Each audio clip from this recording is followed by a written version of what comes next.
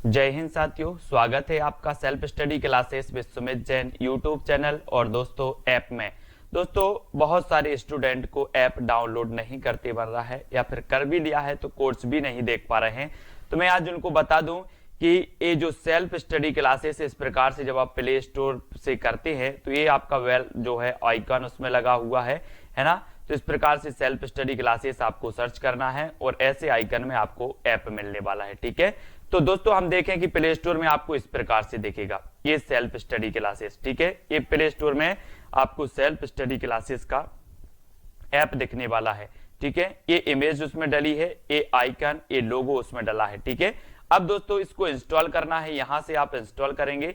ठीक है, अब इंस्टॉल करेंगे तो वहां पर आपको नंबर मांगेगा, जीमेल नंबर मांगेगा, तो आपको ओटीपी आएगा, तो आप रजिस्टर करके आगे बढ़ेंगे। जय हिंद साथियों, स्वागत है आपका self tip top YouTube channel में। दोस्तों आज का वीडियो स्टार्ट हो चुका है, तो सभी लोग वीडियो को लाइक कर देंगे और शेयर अवश्य करना है। ठीक है, तो स्टार्ट होता है दोस्तों आज का ये वीडियो, और जिन भी साथियों ने अभी तक चैनल को सब्सक्राइब नहीं किया है वो सब्सक्राइब करेंगे, और जो भी साथी अभी तक व्हाट्सएप ग्रुप से नहीं जुड़े हैं वो 9098609291 इस नंबर से दोस्तों आपको व्हाट्सएप ग्रुप से अवश्य जुड़ जाना है। ठीक है, और नीचे देखो लाइन में नंबर भी चल रहा है, तो जिसको नंबर समझ में ना आया हो वो नंबर से व्हाट्सएप ग्रुप में आवाज से जुड़ेंगे। ठीक है, तो स्टार्ट करते हैं। रोज अपना 3:20 पर दोस्तों हिंदी का डोज होता है, हिंदी को हम पढ़ते हैं। ठीक है, तो आज का जो आपका पहला प्रश्न जो आपको बताना है कि भोजनालय में कौन सी संधि है। दोस्तों आप संधि रोज पढ़ते हैं, लेकिन आपको संधि आज बतानी है, यहां पर टेस्ट आपको देनी है जो भी महत्वपूर्ण है। सबसे पहले कौन उत्तर बताता है आज हम चयन करने वाले हैं।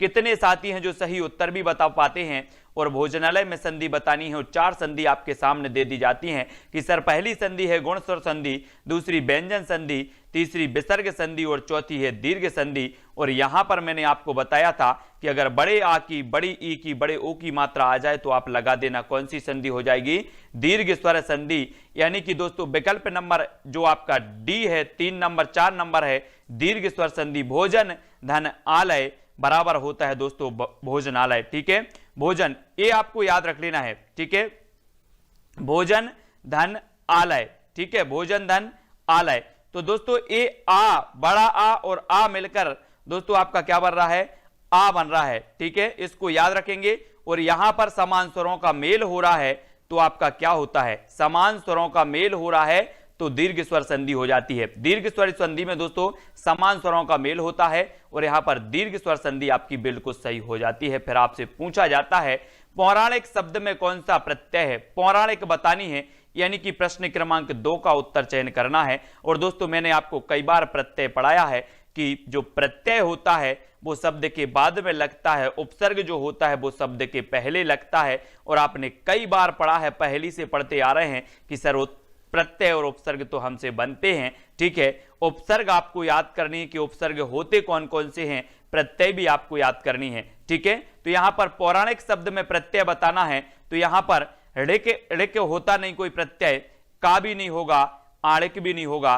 तो आपको बताना है कि पुराण में, अगर पुराण में आप दोस्तों प्लस एक प्रत्यय कर दो तो आपका बन जाता है पौराणिक और आपका प्रत्यय हो जाता है 1 नंबर। ठीक है, ए नंबर आपका बिल्कुल सही हो जाएगा, एक प्रत्यय आपका सही हो जाएगा।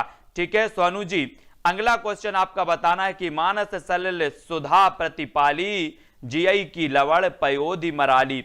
इस पंक्ति में कौन सा अलंकार है, मानस सलिल सुधा प्रतिपाली जियई की लवण पयोधि मराली। ये प्रश्न क्रमांक 3 अन्योक्ति अलंकार हो जाएगा, सहोक्ति है, वक्रोक्ति है या अतिशयोक्ति अलंकार है।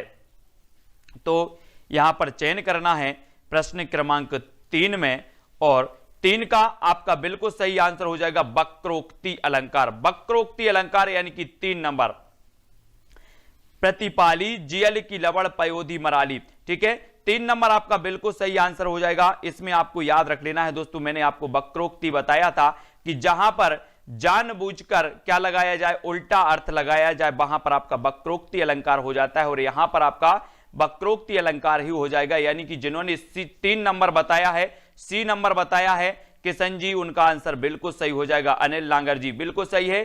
फिर आपको बताना है कि विग्रह का विलोम शब्द कौन सा है, विग्रह का विलोम बताना है। आप लोग पढ़ते हो कि सर समास विग्रह है ना, अनुग्रह, ग्रह, संधि, अपूर्णता, तो विग्रह का विलोम क्या हो जाएगा यहां पर? ये 4 विकल्प हैं। आप तो बोलोगे सर मैं तो विलोम तो बचपन से पढ़ते आ रहे हैं, क्या बात कर रहे हैं आप, विलोम नहीं बनेगा क्या हमसे? तो बता दो जरा उत्तर, प्रश्न क्रमांक 4 का विग्रह का विलोम क्या हो जाएगा? और जो विग्रह का विलोम कौन सबसे पहले बताता है प्रश्न क्रमांक 4 में, वो भी मैं आज देखने वाला हूं, टेस्ट करने वाला हूं। और यहां पर आपका क्या दिया है दोस्तों, यहां पर संधि नहीं होना था, यहां पर होना था आपका समास, है ना?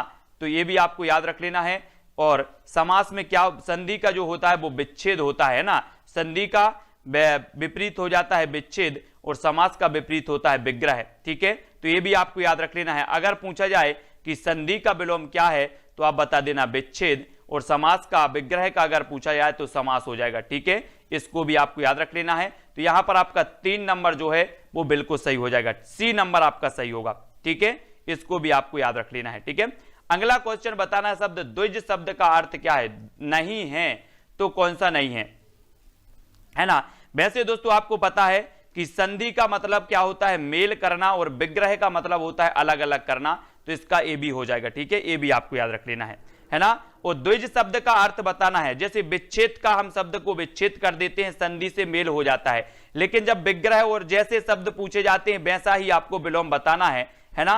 तो ये याद रखना है। द्विज शब्द का अर्थ नहीं है तो क्या नहीं है? दांत, चंद्रमा, कपूर या फिर पक्षी, ये बतानी है। और यहां पर आपका सही है कि जो द्विज मतलब दांत को बोलते हैं, चंद्रमा को बोलते हैं, कपूर को बोलते हैं या फिर पक्षी को बोलते हैं। तो द्विज किसे कहा जाता है? द्विज। और द्विज बताना है, संधि विग्रह नहीं होता, संधि विच्छेद होता है, पिंकी मीना जी। और कपूर आपका सही होगा, कपूर। द्विज शब्द का अर्थ होता नहीं है तो वो नहीं है कपूर, यानी 3 नंबर, एक कपूर सही होगा। दांत आपका सही है द्विज का, चंद्रमा भी आपका सही है, पक्षी भी, पक्षी को भी द्विज बोला जाता है, ठीक है? तो ये जो 3 नंबर है, 3 नंबर अमन जी, 3 नंबर आपका बिल्कुल सही हो जाएगा, कपूर। ये द्विज का अर्थ नहीं होता। फिर आपको बताना है घी की खिचड़ी होना मुहावरे का आज से क्या है? मुहावरे भी आपने पढ़े हैं, बहुत सारे मुहावरे पढ़े हैं, और घी खिचड़ी होना इस मुहावरे का अर्थ क्या होता है पीयूष जी? बहुत लाभ होना, प्रगाढ़ प्रेम होना, लजीज भोजन करना, या फिर उक्त सभी मुहावरे हम पढ़ते हैं, है ना? क्या पढ़ते हैं? मुहावरे सभी लोगों ने पढ़ी हैं, लोकोक्ति भी सभी लोगों ने पढ़ी हैं, और घी खिचड़ी होना यहां आपसे पूछ लिया गया तो आपका उत्तर होगा प्रगाढ़ प्रेम होना। आपको पता है कि घी का और खिचड़ी बहुत ही संबंध होता है दोस्तों, बहुत ही प्यारा संबंध होता है इनका। इस मुहावरे का अर्थ होता है घी खिचड़ी होने का प्रगाढ़ प्रेम होना, है ना? प्रेम कैसा होना? बहुत ही कैसा होना? प्रगाढ़, गहरा प्रेम, है ना? वो कहलाता है घी खिचड़ी होना। यानी जो बी नंबर है, 2 नंबर है, वो आपका बिल्कुल सही हो जाएगा, ठीक है? बी नंबर, मुहावरे का प्रगाढ़ प्रेम होना, ये बिल्कुल सही है। फिर आपको बताना है कि दोस्तों वायोलेशन का हिंदी अर्थ बताना है, क्या हो जाएगा? बैगनी रंग बताएगा, अहिंसा, प्रतिहिंसा या फिर अतिक्रमण। यानी कि प्रश्न क्रमांक 7 का आंसर का चयन करना है। 7 का क्या होगा? 7 का उत्तर बताना है, 7 का चयन करना है। 7 का क्या हो जाएगा दोस्तों आपको? और प्रश्न क्रमांक 7 में आपका बिल्कुल सही आंसर होगा अतिक्रमण। क्या हो जाएगा? अतिक्रमण हो जाएगा, ठीक है? ये अतिक्रमण वाला आपका बिल्कुल सही हो जाएगा प्रश्न क्रमांक 7 में। और किसी को कोई डाउट लगता है तो वो क्या करें कि अंत में हम 5 मिनट आपको दे देंगे कि आप 5 मिनट में कोई डाउट लगता है किसी प्रश्न में, वो आप पूछ सकते हैं, ठीक है? अगर बीच में आप डिस्टर्ब करेंगे तो उसमें गड़बड़ हो जाता है। मेरी जो लय है, जो आपकी पढ़ाने का वो है, वो सब क्या हो जाता है? गड़बड़ हो जाता है। इसलिए बीच में किसी भी प्रकार के कोई प्रश्न ना पूछें। 5 मिनट आपको दिए जाएंगे, किसी भी प्रश्न में डाउट लगे मैं वो क्लियर करूंगा, ठीक है? भिलासी बोली किस जनजातीय समूह से संबंधित होती है? भील, कोरकू, गोंड या फिर बैगा, ये बतानी है। यानी कि प्रश्न क्रमांक 8 में भिलासी बोली किस जनजातीय समूह से संबंधित है? बहुत ही बढ़िया है दोस्तों, ये बोलियां भी आपको याद रखनी नहीं है, ठीक है? खड़ी बोली किसके अंतर्गत आती है? ब्रज भाषा किसके अंतर्गत आती है? ये सारी जो होती हैं वो आपको याद रखनी नहीं होती हैं दोस्तों बोलियां, है ना? आपसे पूछा जाएगा ग्वालियर में कौन सी बोली बोली जाती है ना? और इंदौर में कौन सी बोली बोली जाती है? तो आपको जो पठार मैंने आज पढ़ाए हैं ना, पठार अगर आपको आते हैं कि बुंदेलखंड के पठार के अंतर्गत कौन कौन से जिला आते हैं, मालवा के पठार के अंतर्गत कौन कौन से जिला आते हैं, बघेलखंड के पठार के अंतर्गत कौन कौन से जिला आते हैं, ये अगर चीज आपको क्लियर है तो आप बिना पढ़े ही बोली के बारे में बता दोगे। ठीक है, तो ये भिलासी बोली भील जनजाति की है ना, ये याद रख लेना दोस्तों। और मध्य प्रदेश की सबसे बड़ी जनजाति भी कौन सी है, भील जनजाति है। ठीक है, उसके बाद आता है गौड़ जनजाति का नाम। ठीक है, तो याद रख लेना भील, यानी कि 1 नंबर आपका सही होगा। हो चुका उससे यह काम, वाक्य कैसा है, हो चुका उससे यह काम, ये वाक्य बताना है। तो बताएंगे क्या हो जाएगा, निषेध परक संरचना, विनम्रता सूचक संरचना, विधि सूचक संरचना, कारण कार्य संबंध संरचना, ये हमें बताना है। तो फूला रानी जी, राज कपाड़िया जी, प्रश्न क्रमांक 9 का उत्तर अपना क्या हो जाएगा, हो चुका उससे यह काम, वाक्य जो है ये कैसा वाक्य हो जाएगा। देखो निषेध परक तो है ही नहीं, मतलब एक कट गया। ठीक है, फिर आपको विनम्रता सूचक लग रहा क्या, ये भी नहीं लग रहा। तो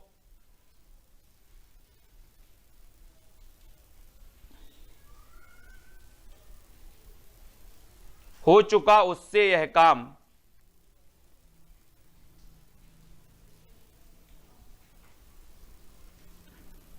तो यहां पर प्रश्न क्रमांक 9 में दोस्तों उत्तर यहां पर बता रहे हैं क्या, निषेध परक संरचना। लेकिन क्या आपको लग रहा निषेध परक संरचना, हो चुका उससे यह काम, है ना। लेकिन यहां पर अपन बोलते हैं कि वो एक काम कर लेगा, इसकी जो संरचना है वो निषेध परक है। कैसी संरचना है वो देखो, हमने बोला कि किशन जी यह काम कर लेंगे, तो आप क्या बोलोगे, अरे वाह हो चुका उनसे यह काम, ऐसे ही बोलते ना। मतलब वो क्या हो जाएगी, आपकी निषेध परक संरचना हो जाएगी कि उनसे यह काम नहीं होगा, अरे हो चुका इनसे काम, है ना, ऐसे ही बोलते ना। तो यहां पर जो आपका ए है, ए नंबर, वो ही सही हो जाएगा। इस संरचना को पढ़ने का, बोलने का जो तरीका है, जो इसकी संरचना है वो निषेध परक है। इसको कर लेंगे कैसे, हमने बोला कि किशन काम कर चुका है या किशन काम कर लेगा, तो आप लोग में से कोई बोलेगा अरे सर हो चुका है काम उनसे, है ना। तो ये जो है 1 नंबर ही सही होगा। निषेध परक इसकी संरचना है, यानी कि ये नेगेटिव वे में कहा गया वाक्य है ना, तो 1 नंबर ही सही होगा। इस प्रकार से भी क्वेश्चन आते हैं दोस्तों, है ना। अगर तुम मुंबई आओ तो मेरे घर अवश्य आना, वाक्य कैसा है, आज्ञा सूचक वाक्य है, इच्छा सूचक वाक्य है, या फिर विधानवाचक वाक्य है, या फिर संकेतार्थक वाक्य है। वहां पर संरचना पूछी गई और वो निषेध वाक्य उसकी संरचना हो जाएगी, है ना। नेगेटिव वे में वो बात कही जाती है कि अरे आप भी यार क्या बात कर रहे हो चुका उनसे यह काम, वो तो कभी ऐसा करते ही नहीं, है ना। अगर तुम मुंबई आओ तो मेरे घर अवश्य आना, ये कैसा है, अगर कहा गया दोस्तों। अगर मतलब क्या होता है, यहां पर एक संकेत दिया गया है कि अगर आप आओ तो मुंबई जरूर आना, तो ये आज्ञा सूचक भी नहीं है, इच्छा भी नहीं है, विधान भी नहीं है, ये हो जाएगा आपका संकेत सूचक। अगर आओ तो, है ना, तो ये आपका 4 नंबर संकेतार्थक जो वाक्य है वो बिल्कुल सही हो जाएगा। थोड़ा सा प्रश्न को पढ़ना है और फिर उत्तर बताना है कि अगर आओ तो हमारे घर जरूर आना। ठीक है, तो ये संकेत किया गया है, उस संकेतार्थक वाक्य है। मैं अगर यहां पर बोलूं कि आप लोग अगर टाइम से लाइव क्लास में आते तो मैं पढ़ाता, है ना, तो यहां पर एक संकेत था, आपको संकेत दिया गया, अगर आप आते तो हम पढ़ाते, तो ये क्या हो जाएगा, संकेतार्थक। ऐसा ही कहा गया कि अगर आप आओ तो घर जरूर आना, मुंबई आओ तो, इस प्रकार से कहा गया वो वाक्य है। सूर्य शब्द का पर्यायवाची बताना है दोस्तों, क्या है, अंशुमाली, मरीचि, पतंग या फिर उक्त सभी। सूर्य शब्द बताना है, सूर्य का पर्यायवाची क्या होता है। और दोस्तों यहां पर आपका बिल्कुल सही आगा, देखो अंशुमाली भी होता है सूर्य का, मरीचि भी होता है और पतंग भी होता है, यानी कि ये 4 हैं। अब दोस्तों आप बोलोगे कि सर क्या बात कर रहे हैं आप, मैं पर्यायवाची पहली कक्षा से पढ़ते आ रहा हूं, सूर्य का पर्यायवाची नहीं होगा क्या मुझे पता। तो देख लो जरा, अंशुमाली भी कहते हैं, आपने कभी सोचा था कि इसे अंशुमाली भी कहा जाएगा सूर्य को, मरीचि भी कहते हैं, पतंग भी कहते हैं, काय को, सूर्य को। अंशुमाली, मरीचि, पतंग ये सूर्य के पर्यायवाची माने जाते हैं दोस्तों, बहुत कठिन होते हैं, इसलिए प्रैक्टिस करना बहुत जरूरी है। जितना ज्यादा आप प्रैक्टिस करते हो, जितना ज्यादा आप पढ़ते हो, ये पर्यायवाची, अनेकार्थी, इन सभी शब्दों में क्या हो जाएगा, आपको पकड़ बन जाएगी आपकी और आप बताने लगोगे। पंचवटी पद में कौन सा समास है, पंचवटी। और दोस्तों मैंने समास आपको बताए 6 प्रकार के समास होते हैं। अब जिससे समास नहीं आता वो देखो अभी के अभी समास यहां पर सीख जाएगा। कैसे सीख जाएगा? सबसे पहले दोस्तों हमने देखा, आपसे पूछा जाएगा कि समास कितने प्रकार के होते हैं। आपने बता दिया सर समास 6 प्रकार के होते हैं। ठीक है, कौन कौन से? अव्ययी भाव समास, द्विगु समास, कर्मधारय समास, द्वंद्व समास, तत्पुरुष समास और एक और है बहुब्रीहि समास। ये 6 प्रकार के आपके समास होते हैं। पहले मैं बता दूं कि पंचवटी पद में कौन सा समास है। तो पंचवटी दोस्तों यहां पर आपका आता है पंचवटी, यानी कि 5 बटों का समूह है, यानी कि जो आपका द्विगु समास है 2 नंबर है, वो सही हो जाएगा। अब दोस्तों आपको ये एक याद रख लेना है कि जहां पर संख्या शब्द आए, जैसे पंच यानी कि 5 आया, यहां पर 5, यहां पर जहां पर ऐसी संख्या लगे तो वहां पर द्विगु लगा लेना। लेकिन अगर तीसरा अर्थ निकले तो वहां पर बहुब्रीहि लगाना, भले ही संख्या हो और तीसरा अर्थ निकले तो बहुब्रीहि लगा देना। ठीक है, याद रख लेना है। और अव्ययी भाव समास में प्रथम पद जो होता है वो अव्यय होता है, उपसर्ग होता है। ठीक है, कर्मधारय समास में प्रथम पद दूसरे पद की विशेषता बताता है। द्वंद्व समास में एक दूसरे के क्या होते हैं, विलोम होते हैं, एक दूसरे में द्वंद्व होता है। जैसे अगर मैं बोलूं कि माता पिता, माता का विलोम क्या होगा, पिता। ठीक है, तो इस प्रकार से अगर विलोम शब्द आते हैं तो वहां पर द्वंद्व समास हो जाता है। कर्मधारय समास में मैंने यहां पर लिखा कमल है ना, और कमल है, और यहां पर लिख दिया मैंने नील कमल। तो ये जो नील है दोस्तों प्रथम पद है, और ये नील किसकी विशेषता बता रहा है, कमल की विशेषता बता रहा है, यानी कि नील कमल में जो आपका हो जाएगा कर्मधारय समास हो जाएगा। ठीक है, इसको याद रख लेना है ना। तो कर्मधारय समास आपको याद हो गया कि सर प्रथम पद अगर द्वितीय पद की विशेषता बतलाए तो वहां पर कर्मधारय समास होता है। ठीक है, और द्विगु समास में संख्या आती है। ठीक है, तो द्विगु समास होता है। अव्ययी भाव समास में उपसर्ग भी आता है और अव्यय भी आता है। ठीक है, तो इन चीजों को याद रख लेना है। और दोस्तों आपका मामूली शब्द कैसा है, मामूली, तत्सम, ये मामूली सा दिखने वाला शब्द बताना है, ये तत्सम है, विदेशी है, तद्भव है या फिर देशज है। मामूली शब्द ये कौन सा माना जाएगा, नीला है जो कमल, बिल्कुल सही किशन जी। और आपको बताना है प्रश्न क्रमांक 13 का, और 13 का जो आपका राइट आंसर होगा वो होगा विदेशी, है ना, विदेशी। मामूली शब्द कैसा है दोस्तों, ये विदेशी माना जाता है। बोले तो ये तो मामूली शब्द है, ये विदेश का ही होगा, है ना, तो ये विदेशी माना जाता है। अब आपको शब्द भी पढ़ने हैं, तत्सम, तद्भव, है ना, देशज, विदेशी, संकर शब्द भी होते हैं। ये शब्द आपको पढ़ने हैं दोस्तों, कौन सा तत्सम है, कौन सा तद्भव है, कौन सा विदेशी है, इनको पढ़ना है। और यहां से एक क्वेश्चन आपका आएगा तत्सम तद्भव से, इन शब्दों से। ठीक है, और ये विदेशी आपका बिल्कुल सही होगा। मध्य प्रदेश में प्रकाशित स्वास्थ्य संबंधी पत्रिका कौन सी है दोस्तों, स्वास्थ्य संबंधी। तो स्वास्थ्य संबंधी में 4 विकल्प हमने दिए आपको, आरोग्य धाम, निरोग धाम, सुजीवन या फिर स्वास्थ्य वाटिका।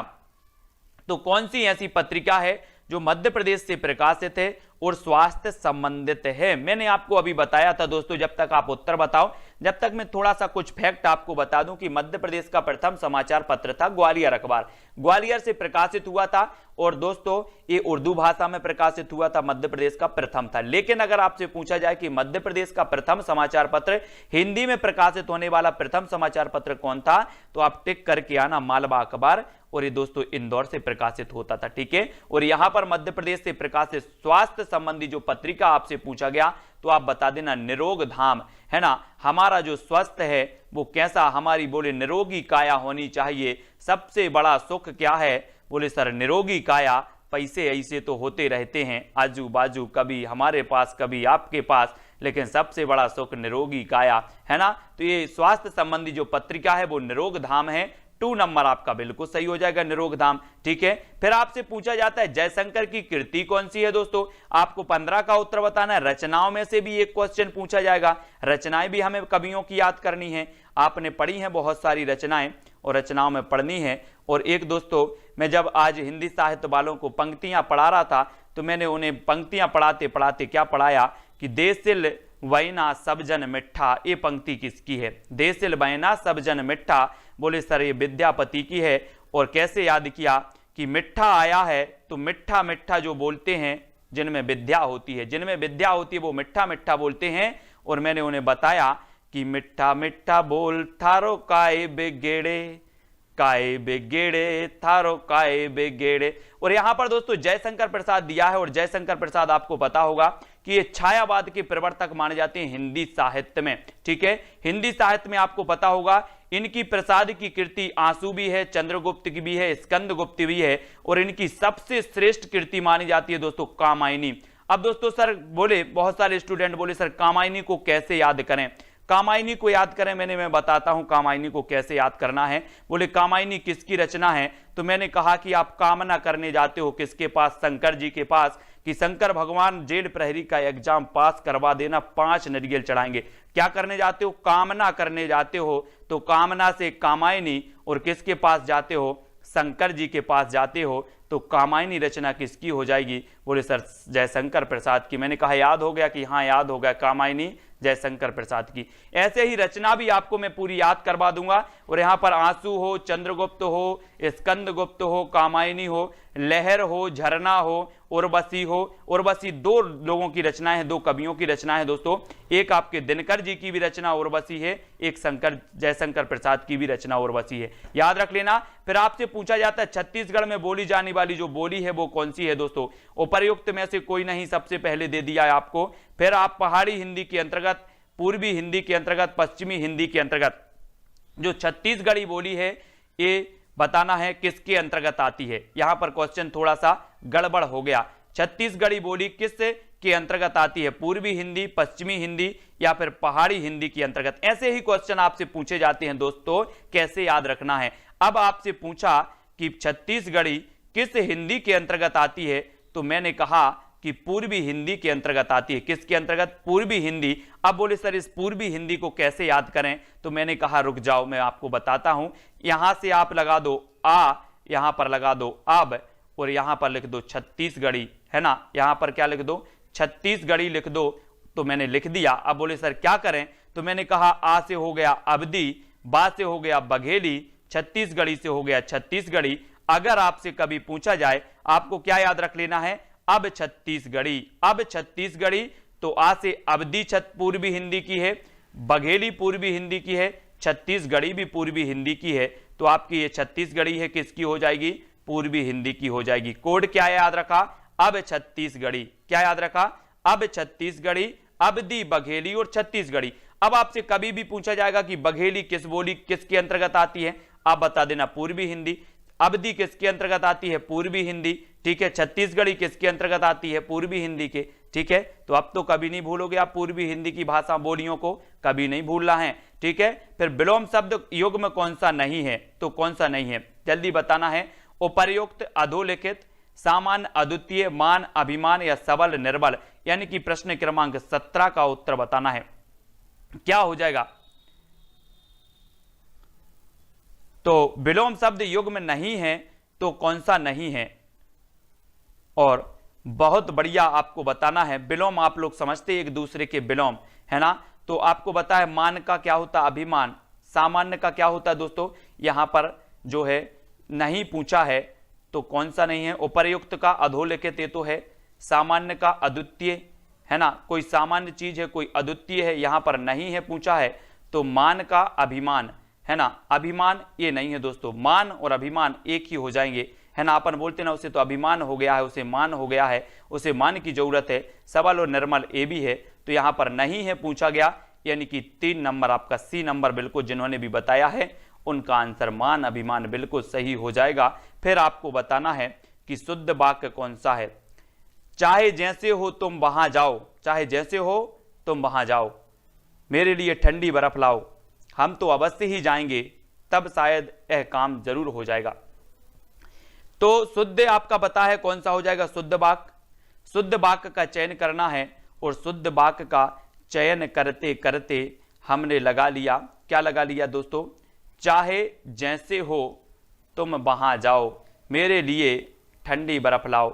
यहां पर 2 है, क्या हो गया दोस्तों? बर्फ कैसी होती है, ठंडी ही होती है, तो ठंडी लगाने की क्या जरूरत थी, ठंडी बर्फ लाओ। बर्फ गर्म होती क्या, जल्दी से बताओ कमेंट में, बर्फ क्या गर्म होती, नहीं होती ना, तो सीधे बोल देते कि मेरे लिए बर्फ लाओ, ठंडी लगा दिया।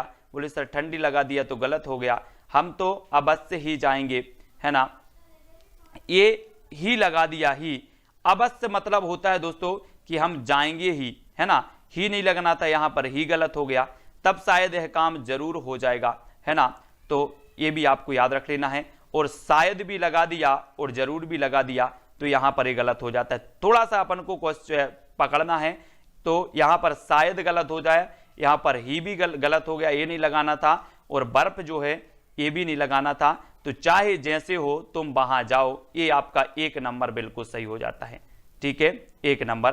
तो इस प्रकार से शब्दों को आपको पूछा जाता है दोस्तों, और ये गलत हो जाते हैं अपने शब्द, शुद्ध शब्द आपको बताना है। परीक्षा क्या ऐसा लिखा जाता है, आप लोग परीक्षा दे रहे हैं, ऐसा लिखा जाता है क्या, परिणति, प्रसाद, प्रांगण। अब इनमें से शुद्ध शब्द कौन सा है, यानी कि प्रश्न क्रमांक 19 का उत्तर बताना है। अगर आप हिंदी में दोस्तों जितना ज्यादा प्रैक्टिस करते हो, पढ़ते रहते हो, तभी आपको देखना है कि परिणति, यहां पर ना तो परीक्षा है, परिणति जो है, परिणति ये आपका बिल्कुल सही है ना, बोलते हैं ना अपन उसकी अच्छी परिणति हो जाती, परिणति मतलब होती भावना, है ना, तो आपका जो 2 नंबर है बिल्कुल सही हो जाता है। और आपका पूछा जाता है कि समोच्चारण भिन्नार्थक शब्द युग में नहीं है, तो कौन सा नहीं है, समोच्चारक और भिन्नार्थक, रोटी, पराठा, अवलंब, अविलंब, अचर, सचर, असक्त या फिर असक्त, और बताना है कि कौन सा शब्द योग में समुच्चारित भिन्नार्थक नहीं है,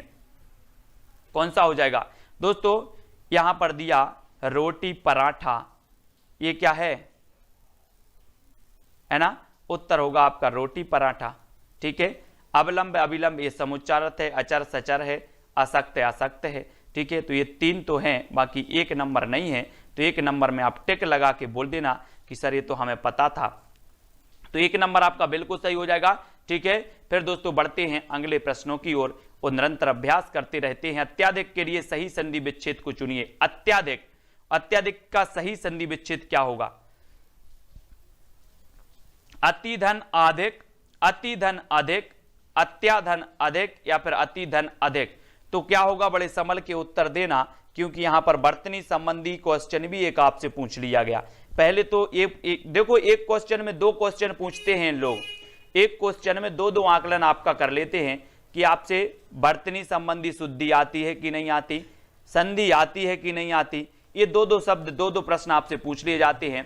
तो यहां पर देखो ना तो आपका अत्याधन अधिक होगा, है ना अति धन अधिक होगा, ना अति धन अधिक होगा, तो उत्तर क्या होगा, उत्तर क्या होगा। देखो यहां पर अधिक लिखा, यहीं पर कंफ्यूज हो गए बहुत सारे लोग, यहां पर अधिक लिखा और यहां पर अधिक लिखा, तो ये शब्दों को हमें पढ़ना है। अति धन अधिक यानी कि जो 4 नंबर है वो बिल्कुल सही हो जाएगा, ठीक है, डी नंबर आपका सही हो जाएगा। कुछ लोगों ने बता दिया अति धन अधिक, है ना, तो शब्दों पर हमें क्या करना, मैं वो ही बोल रहा हूं कि व्यापम आपको 2 जगह कंफ्यूज करती है। सबसे पहले तो संधि पूछ लिया, फिर वर्तनी संबंधी दे दी आपको, तो आप कंफ्यूज होकर गलत करते हो, वो लगा दो अति धन अधिक, है ना। मंत्रिमंडल का शुद्ध रूप कौन सा होगा दोस्तों, मंत्रिमंडल, बोले तेरा मंत्रिमंडल और मेरा कमंडल, है ना, तो इसको बताना है कि मंत्रिमंडल का शुद्ध रूप क्या होगा, मंत्रिमंडल, मनत्रिमंडल, मंत्रिमंडल, मांत्रिमंडल या फिर मांत्री। तो दोस्तों यहां पर देखो मांत्री आया तो ये कट गया, मांत्री आया तो ये कट गया। अब देखो ये मनंत्री होता नहीं है तो ये भी आपने काट दिया, तो उत्तर क्या हो जाएगा आपका, क्या हो जाएगा, ये मंत्रिमंडल, ठीक है, 1 नंबर आपका बिल्कुल सही हो जाएगा। अब दोस्तों उत्सुकता में उत्सुकता में नहीं रहना कि नहीं नहीं नहीं मुझे तो दिख गया मंत्रिमंडल, मंत्रिमंडल यही सही है, आपको अच्छे से करना है, ठीक है। फिर संचय के लिए सही संधि विच्छेद बताना है। संचय, संचय तो सन धन चय, सम धन चाय, सम धन चय या फिर सन धन चाय। तो देखो यहां पर चाय आ गया तो इसको भी कट गया, यहां पर चाय आया ये भी कट गया।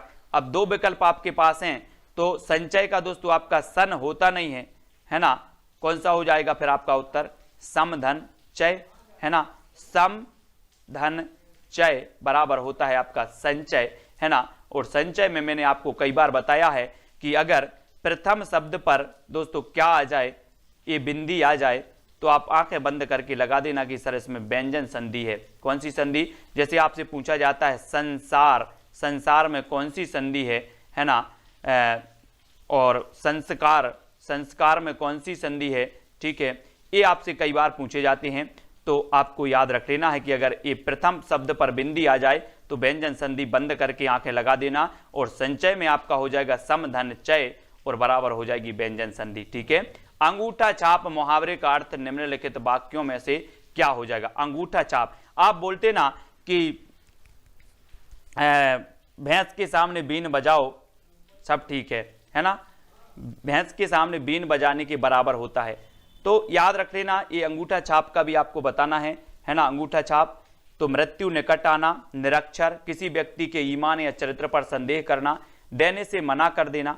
तो क्या होता है, पहले ही आपको पता है अंगूठा छाप, जो निरक्षर व्यक्ति होते हैं वो क्या करते हैं, अंगूठा लगाते हैं। बोले सर अंगूठा है ना, अंगूठा, और ये निरक्षर हो जाएगा 2 नंबर, ठीक है, 2 नंबर निरक्षर बिल्कुल सही होगा। बिल्कुल सरल सा क्वेश्चन है।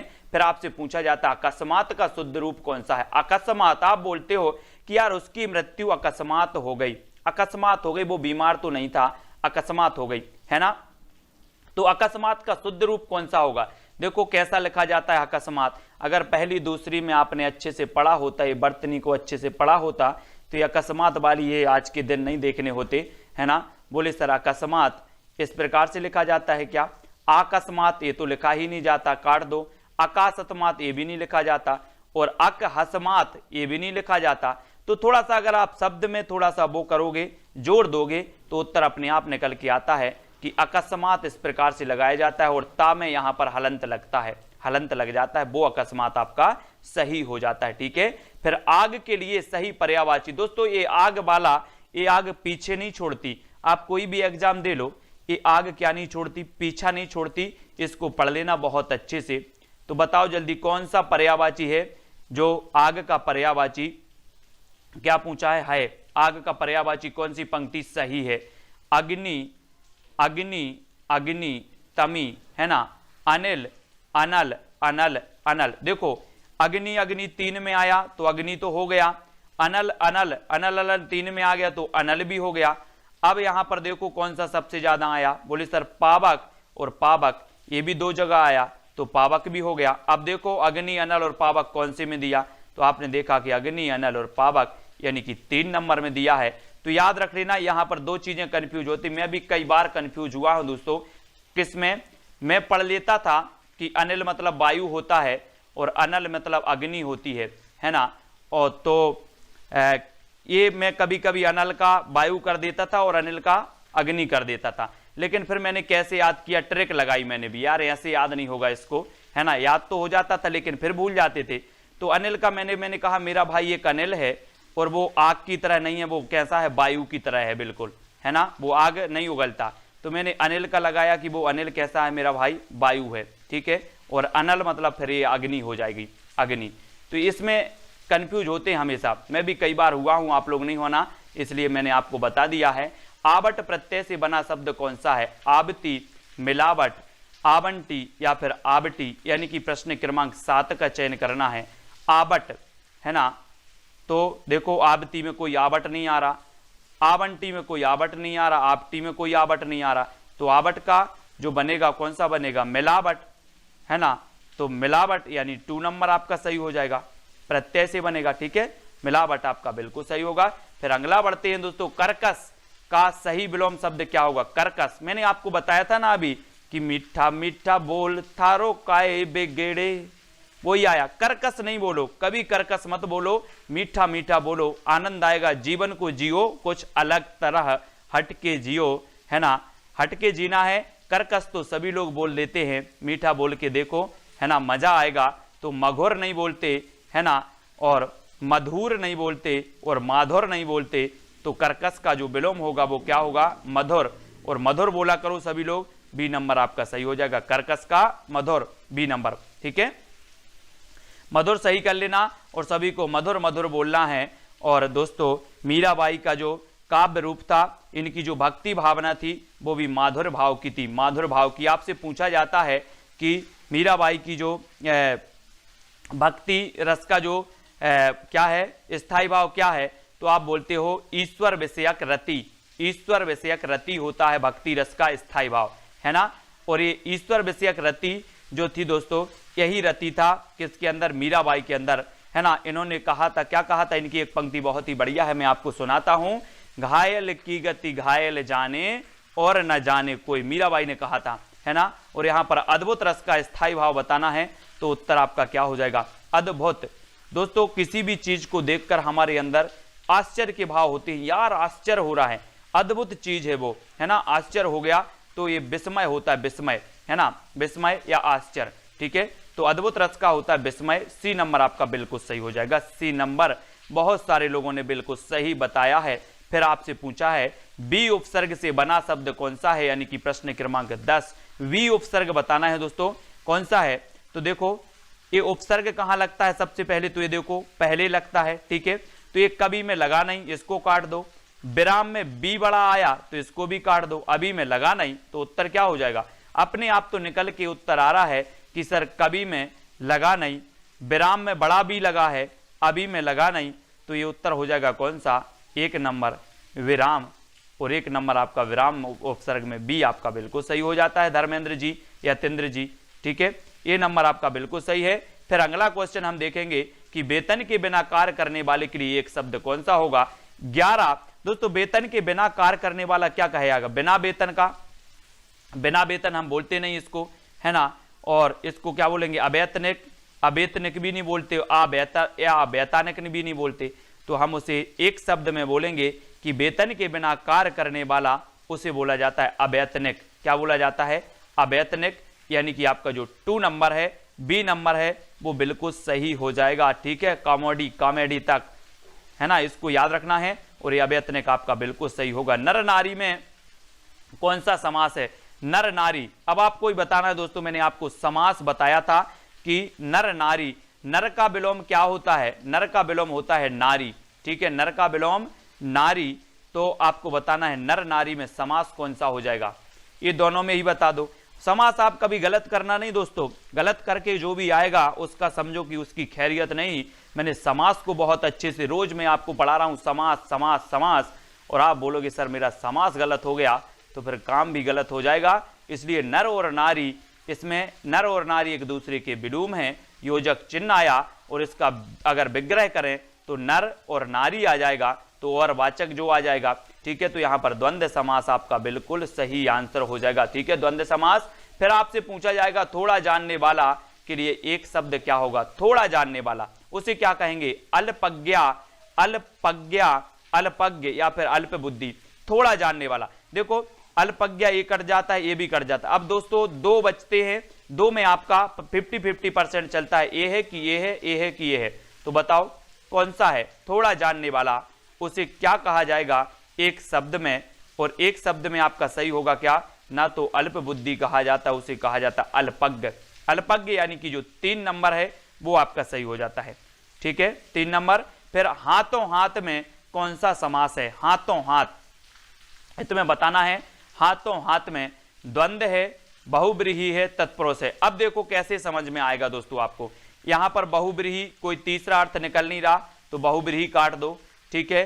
तत्पुरुष इसमें है नहीं, ठीक है, इसको काट दो। कोई द्वंद्व इसमें हो नहीं रहा है तो इसको भी काट दो। फिर कौन सा उत्तर निकलता है, कौन सा निकल के आ जाता है, कौन सा निकल के आ जाता है, बोले सर हाथों हाथ में है अव्ययी भाव समास। जैसे आपसे अगर कोई पूछा जाए दिनों दिन, दिनों दिन, हाथों हाथ, है ना, ऐसे शब्द भी आते हैं दोस्तों, तो आपका अव्ययी भाव समास होता है, इसको भी याद रख लेना। ऐप में दोस्तों बहुत सारे स्टूडेंट को ऐप डाउनलोड नहीं करते बन रहा है, या फिर कर भी लिया है तो कोर्स भी नहीं देख पा रहे हैं।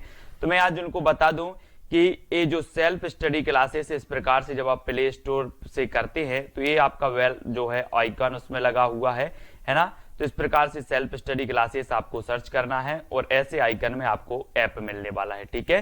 तो दोस्तों हम देखें कि प्ले स्टोर में आपको इस प्रकार से दिखेगा ये सेल्फ स्टडी क्लासेस, ठीक है। ये प्ले स्टोर में आपको सेल्फ स्टडी क्लासेस का ऐप दिखने वाला है, ठीक है। ये इमेज उसमें डली है, ये आइकन, ये लोगो उसमें डला है, ठीक है।